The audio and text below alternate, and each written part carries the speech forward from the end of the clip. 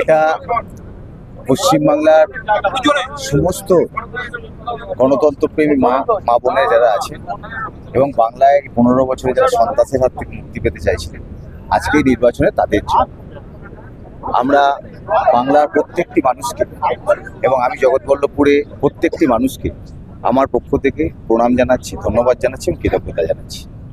এবং আমি সাথে সাথে আজকে অঙ্গীকারবদ্ধ থাকবো যে আমরা মানুষের জন্য যে কাজ করার কথা দিয়েছিলাম, আগামী দিন আমরা মানুষকে সঙ্গে নিয়ে মানুষের জন্য আমরা কাজ করার ব্যাপারে বদ্ধপরিকর থাকবো। 21-এও আপনি লড়াই করেছিলেন, 21-এ জয় আসেন, আপনার দলও জয় পায়নি। 26-এ আবার লড়াই করলেন, আপনি জয় পেলেন, আপনার জয়ও সম্পূর্ণ হলো। কোথাও গিয়ে বলা হয় যে আহত বাঘ বেশি ভয়ঙ্কর হয়, সেটা কি কোথাও গিয়ে এবারে বিজেপির জন্য একদম ফলপ্রসূ হয়ে গেল? না, এবারে জয়টা আমি সব বাংলার মানুষের সঙ্গে সঙ্গে আমি মোদিজিকেও উৎসর্গ করব। কারণ যশস্বী প্রধানমন্ত্রী যেভাবে বাংলার মানুষের কথা ভেবেছেন এবং বাংলার মানুষের মুক্তির জন্যে তার অমূল্য সময় এবং সর্বরকমভাবে সহযোগিতা করেছেন, সেটাও কিন্তু বাংলার এই জয়ের পিছনে একটা অন্যতম বিষয়।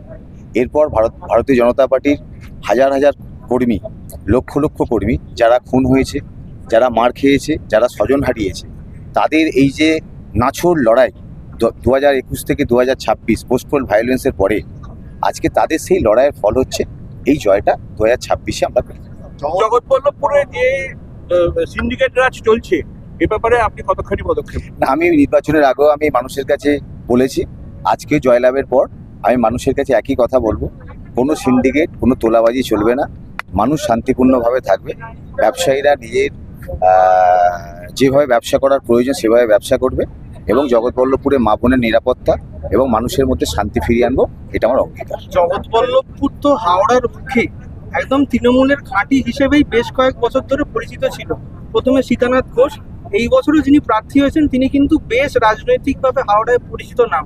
এই ক্ষেত্রে আপনি এরকম একজন হেভিওয়েট প্রার্থীকে হারিয়ে জিতলেন, আপনার কি মনে হয় কি ফ্যাক্টর হলো? দেখুন, কার ওয়েট হেভি কার ওয়েট লো সেটা আমি বলতে পারবো না।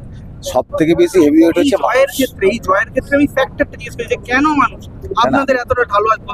দেখুন, আমি এখন বিষয়টা হচ্ছে আমার ওয়েট কম, আমি নিজেকে হেভি ওয়েট ভাবছি। এবার মানুষ তো জানে কার কত ওয়েট, মানুষ প্রমাণ করে দিল কার কে হেভি ওয়েট আর কে ওয়েট।